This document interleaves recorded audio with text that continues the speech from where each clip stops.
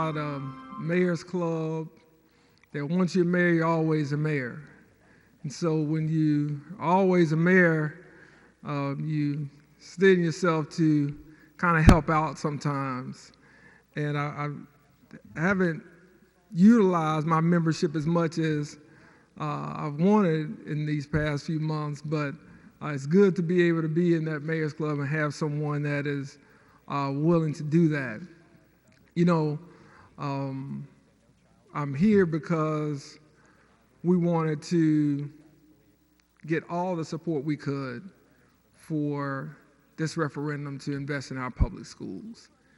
And in doing so, I'm reminded of a story that my father, Joe Reeves, a former city councilman here, told us a long time ago, probably too many road trips that we've taken and we've heard this same joke.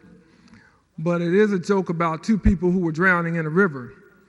And one was a young man and one was a professor. And they're drowning in this river and they were in desperate need to be saved. And the young man, as he was drowning, yelled, "Help, help." Well, the professor, as he was drowning, was a sophisticated professor, had a PhD in English. And he was someone that spoke the King's English and didn't quite speak as concisely and shortly as maybe regular people might. So as the professor was drowning, the professor didn't say help.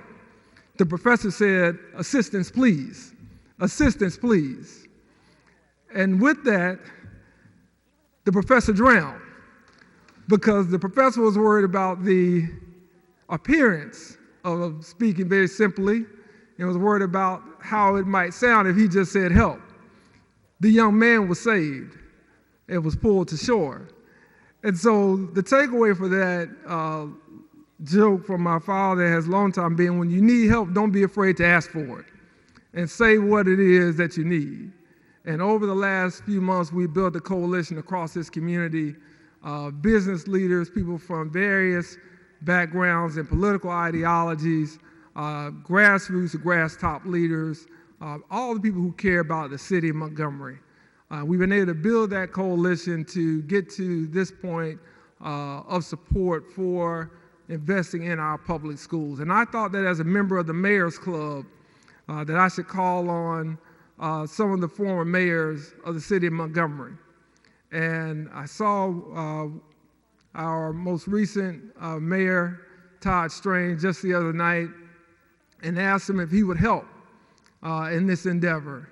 And I said, "You told me if we needed anything just to call you." He said, "All you got to do is ask." And so I asked him for his support in this referendum, and he gave it to me there. And I asked him a second part of that, which is, would he be willing to speak about it publicly? And he agreed to do so.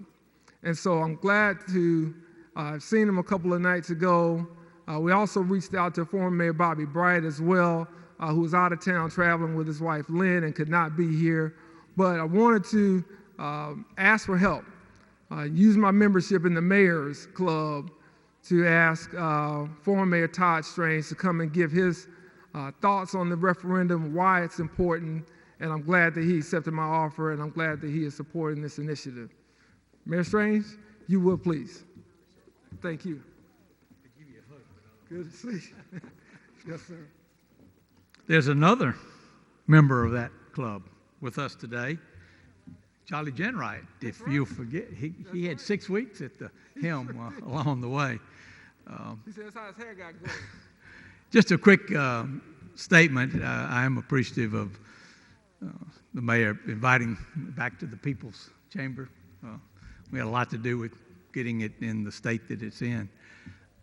Walt Maddox, who's a great mayor and a great friend of all of ours, Tuscaloosa, as the Big Five were saying goodbye to me, he asked the question, he said, "Mayor, do you know what they call former mayors?" And I'm thinking, you know, eminence or emeritus or something like that. He said, "They don't." But I am so pleased that Mayor Reed, Stephen, in fact, reached out, because you've heard me be silent about what's going on in our city, although I'm proud of the things that have happened. This office deserves our silence, my silence, simply because until you hear, you really don't know what the situation is. I don't know that there's any person that has been more vocal in trying to change education over the last 10 or so years than I have. I also don't know that I started it, but I certainly adopted the phrase, "So goes education, so goes Montgomery." And we've been involved in economic development for 20 years plus when I was the ADO director, Secretary of Commerce. And we know education plays a great role. And truthfully, in the economic factor, if you don't have a great asset, you add assets around, like Central Alabama. Education in Central Alabama statistically would sell reasonably well, particularly when you would add Auburn into Central Alabama. We did not sit by idly. Many of you know that we took the first steps in trying to get a city school system. It just didn't work. And Stephen said it well in his State of the City address just recently. If it was doable, there's some mayors before him that would have already got that done. You know, we've intervened in court cases. We have got in the bully pulpit when we were in the depths of despair with our accreditation and our finances and all of those things. And I have never been one to say, let's give more money and let's throw good money after bad. But I will tell you another story that his father said one time, and Charlie Jenwright heard this firsthand. When they were voting on a very important matter, he said, "I am in a state of unreadiness to vote." Well, we're not in a state of unreadiness, because I'm here because we're at a watershed moment. Tuesday will be the beginning of a great Montgomery, moving from good to great, or we can continue to just think about education as what it could be. When you go to those polls on Tuesday and flip the ballot over, you can vote no. No, because you're just opposed to taxes. Well, this is a very modest tax. I mean, I calculated from my house, it's $1 a day. You can vote because you don't think the money is going to be spent wisely. And I'll just stop right there and say, I just didn't automatically agree. I've talked to Mayor Reed. I've talked to Eric Mackey. I've talked to Charlie Jenwright. I've talked to some of the legislative delegation. I've certainly talked to Claire and Claudia and the other leadership at the Board of Education. And I have their personal assurances. And if I have their personal assurances, then our citizens have their personal assurance that they will be accountable.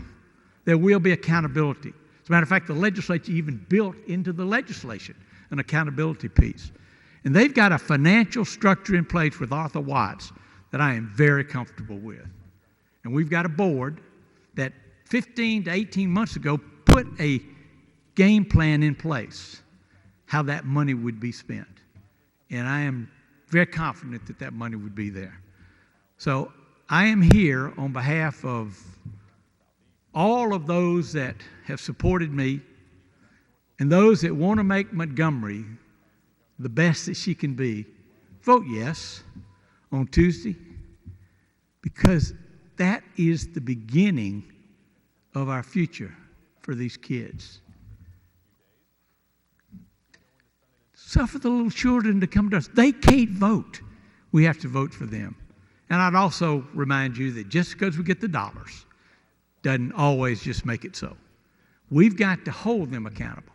We've got to ask for the parents to do that. We've got to ask for the administrators to do that. All of the elected officials have done their part. Elton Dean is part of that with the county commission. Now it's time for us to do our part. We label this the capital of dreams. Let's dream what our educational future, and because so goes education, so goes Montgomery. We can be the best that we can be. So endeth the gospel, according to former Mayor Todd Strange. Thank you, Mayor. I appreciate that. Thank you again. You know, it's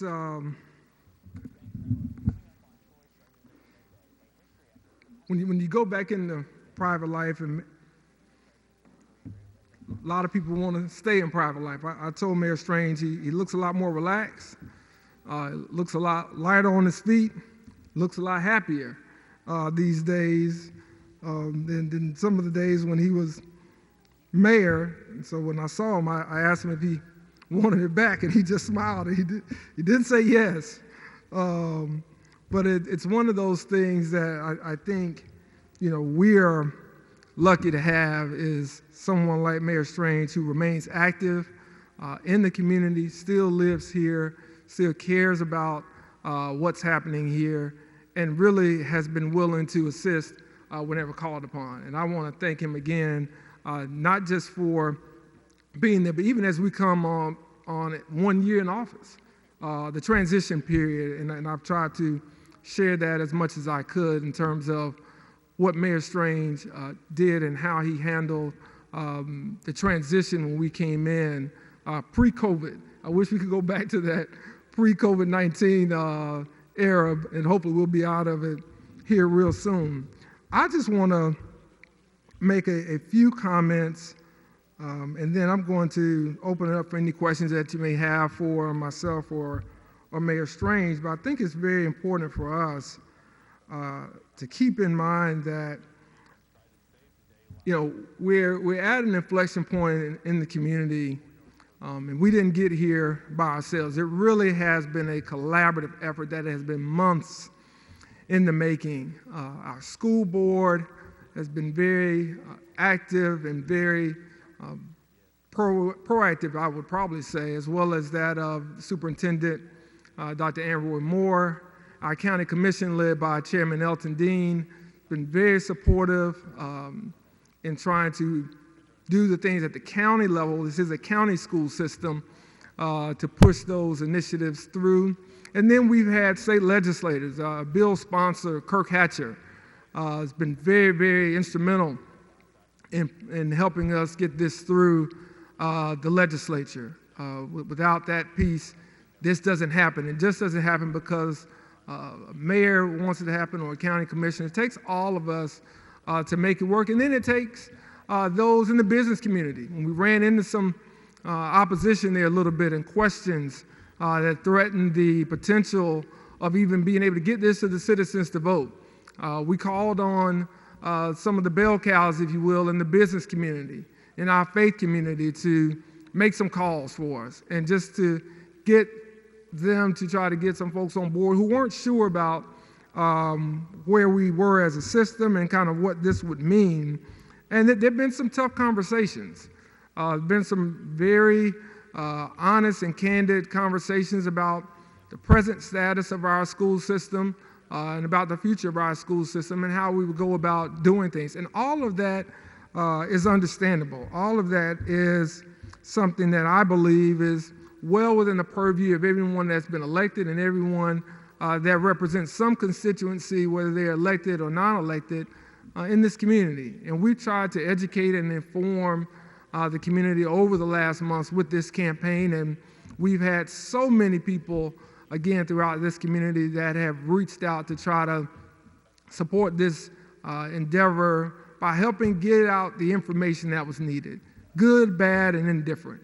It's been a collective effort that has been based around a very broad coalition of people. But one of the things we have to keep in mind, because often we confuse charity with chances, is that what this is really about is chances.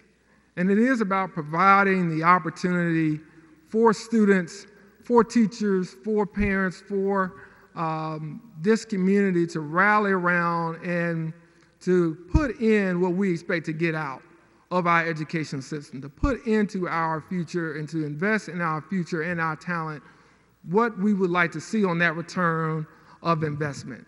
And this is something that is very sensitive because it's not enough just to give to charity. We must make sure that it's our duty to share and to see that we will build a society where charity will not be necessary. A society where everyone who seeks to get an adequate education can do just that. And this is one of the steps toward making that happen. It's not the only step.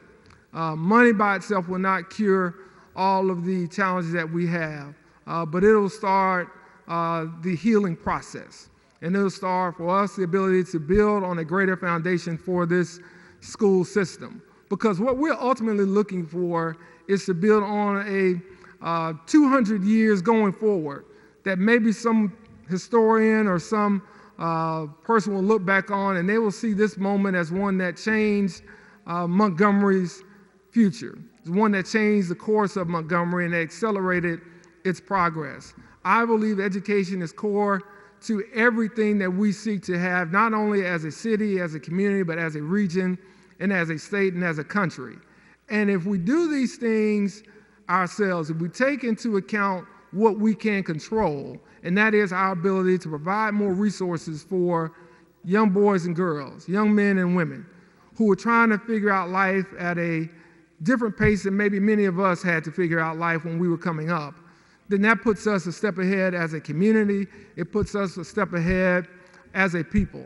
And it really allows for us to have many more opportunities, not just for economic development, but to improve quality of place, to improve healthcare even, to improve those things that we're looking to build around, again, not just for this city, but for this entire region. Because if Montgomery is growing, if Montgomery is prospering, then the river region is growing and prospering. And if the river region is growing and prospering, then Central Alabama is growing and prospering. And if Central Alabama is growing and prospering, then so is the state of Alabama as well. And so it all comes back to what we choose to do with this moment.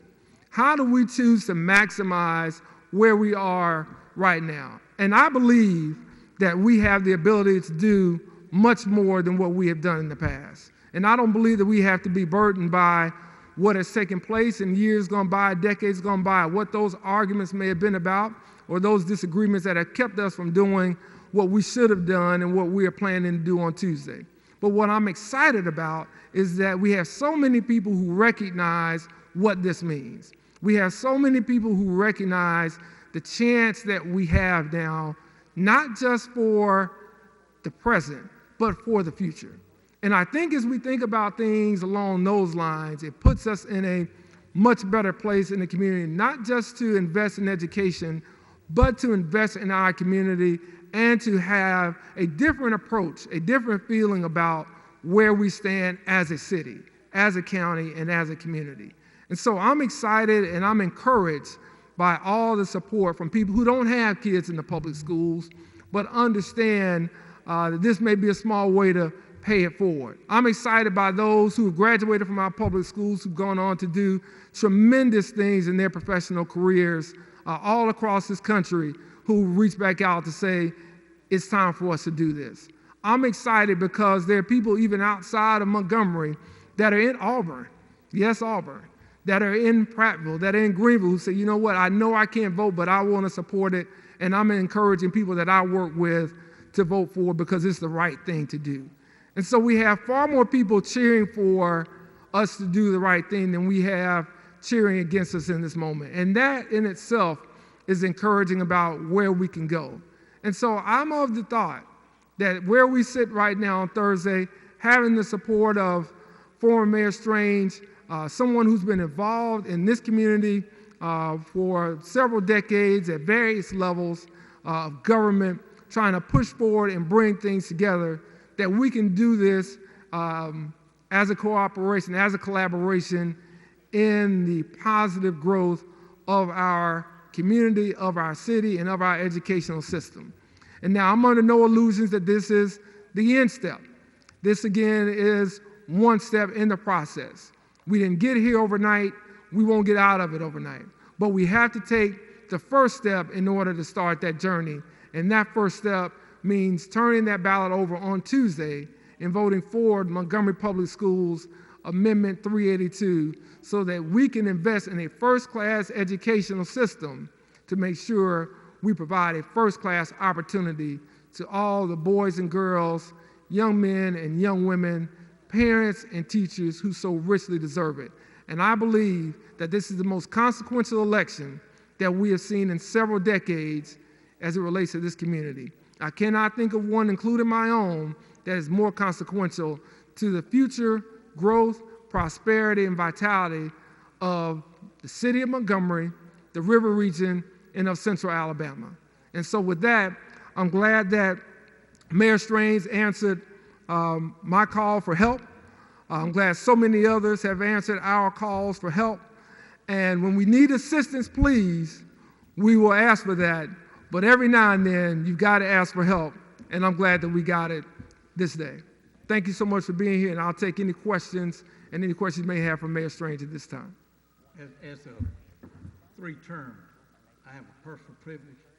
I think that this community, this state owes this guy a tremendous debt of gratitude because this is a tough fight. The coalition he's put together, he's risking his political future standing up here doing this because it's the right thing to do. Yeah. And I appreciate it very much. Thank you.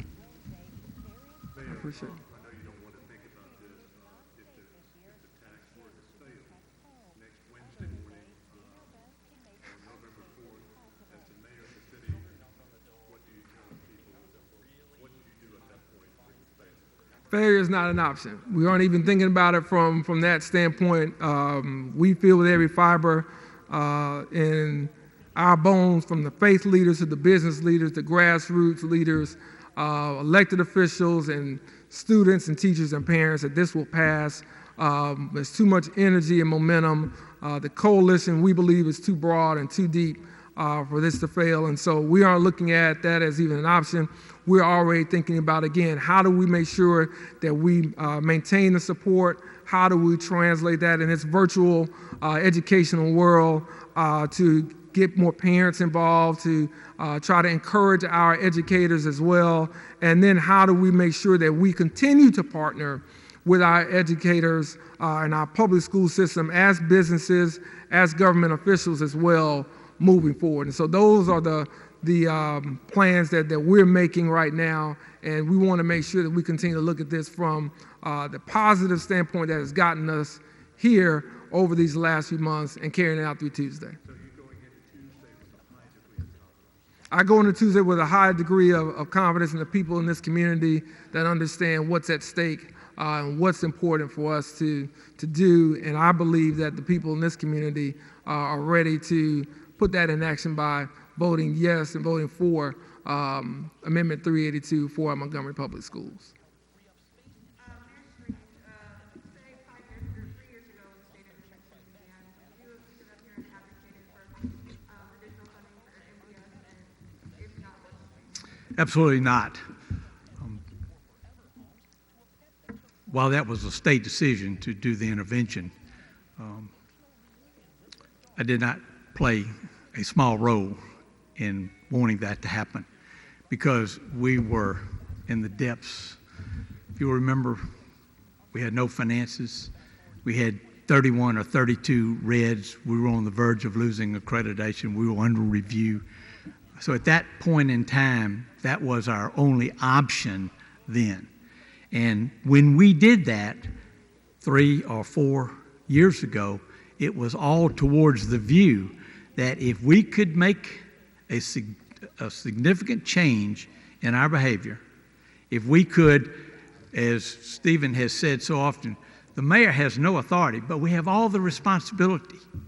And so the game plan has been in place for those years. And while we hadn't gotten there as quickly as we would have liked to have, I think we are there right now. I'm not going to say we've rounded the corner, but I will say that we see the light at the end of the tunnel, and it's not the train coming at us. And so with a modest amount of money, we can fix our schools, We can add mental health. We can add security. We can add medical. We can add the degree of differences, the arts, and music, and that we're not able to fund at the levels that we need to fund. So the answer is, I would have advocated, frankly, not until the last 6 or 8 months that we ought to take this step to be able to do that with the accountability measures that are in place.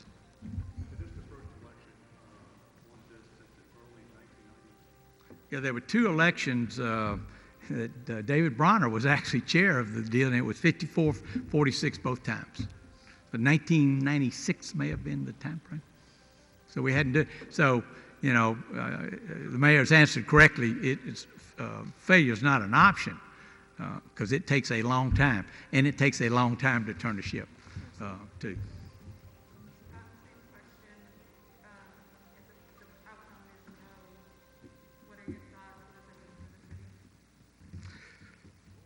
Well, again, failure is not an option.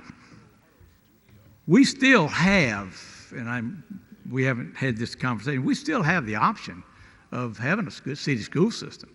You have to get a constitutional amendment. At the time that we were trying it, it wasn't that it wasn't doable, but we didn't have the support of the then legislature to even move it forward like you do a tax referendum, to even get it into the conversation. And so I am fairly confident, based on the fact that you get a Jerry Kaiser to be at the table. Jerry Kaiser is the epitome, and the Jimmy Louders of the world, and the Aronoffs of the world. Those are our captains of industry because they understand if we don't have an educational system that's educating our kids, then they're not going to fill up their shopping centers. They're not going to sell their homes. So from that standpoint, I think we ought to look at that as there is no option other than voting yes. What was the epitome or the moment that made you realize, even though this is not a city school system, this isn't anything you're directly involved with, why did you start advocating for? We haven't spoken about the military. They're huge in our community. In the weekend that we had the air show in Montgomery, Steve Quast was the commanding general. He had the chief of staff of the Air Force here. And I got called to a meeting with the chief of staff of the Air Force on a Saturday morning. And he started the meeting off by saying, Mayor, we know that you do not have the authority, but you have all the responsibility. You've got to fix education in Montgomery, Alabama. Now, he didn't say they were going to pull their troops or pull their missions or anything like that. But when the chief of staff of the Air Force says to you directly, one-on-one, you got to do something, that's when I got on board. And then let's fast forward from that, but fast back to the F-35. When we started dealing with the same chief of staff and the secretary of the Air Force, and we were having dinner at the governor's mansion trying to make this happen, education was brought up. And we talked about the game plan that was in place. And so frankly, Tony Cotton, General Cotton, who's now gone, he was a great advocate of what we are trying to do now and what we were trying to do then. As I said, it takes a while to move this ship, particularly one that was almost sunk 5 years ago. And the leadership, not just the Board of Education, but the leadership in this community wouldn't let that sink.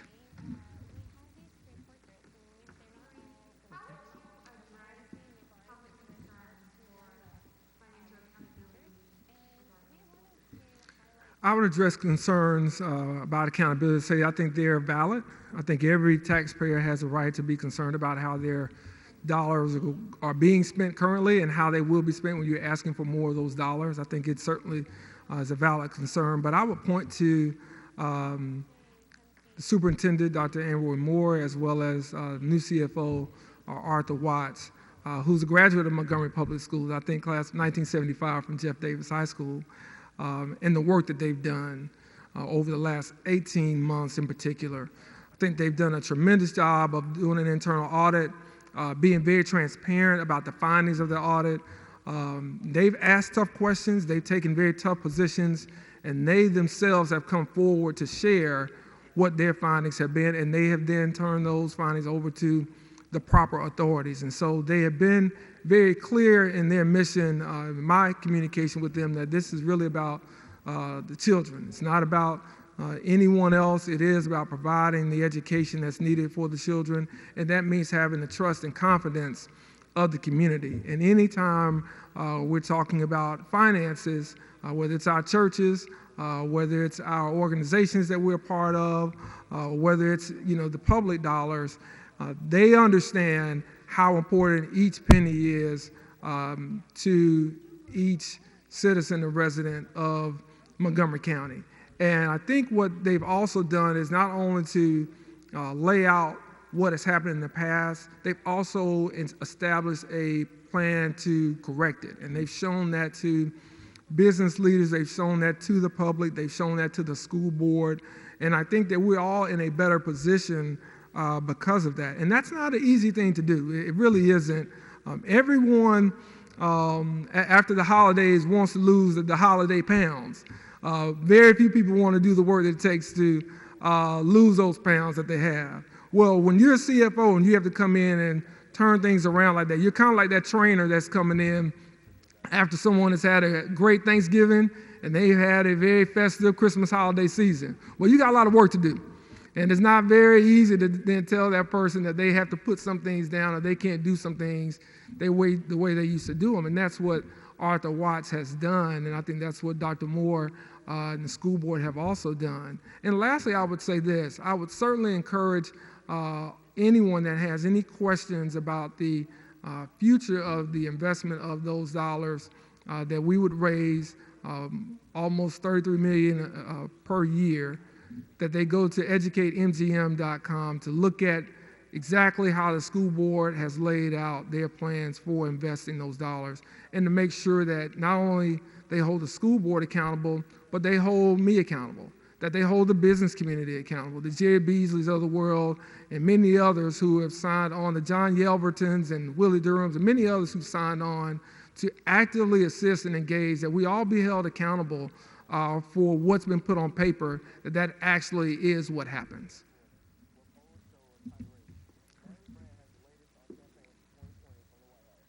Any other questions? All right. Well, listen, thank y'all for coming. Maybe you got anything? Go vote. Go vote. There you go. We'll take it. Awesome.